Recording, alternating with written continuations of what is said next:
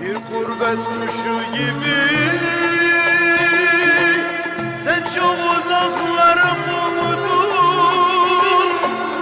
Başkasını seven derken seni çok sevenden oldum. Bir gurbet kuşu gibi sen çok uzaklara kovdun. Başkasını sevem derken seni çok sevenden oldum. Diyar diyar dolaştım, sevgilim benden mi kaçtı? Yeni birini bulmuşsun, başıma bak neler açtı.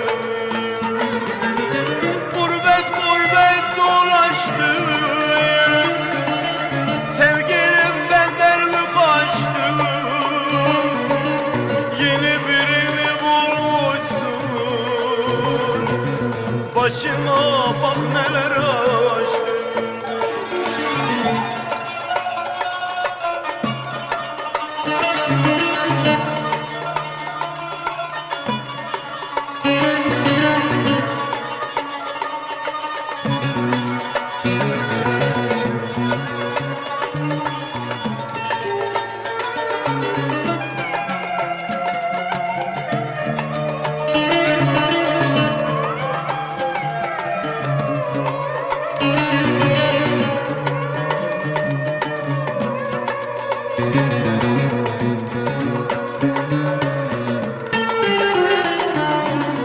Benim saçlarım ağardı, sensiz dünyam karardı. Takadım kalmadı artık,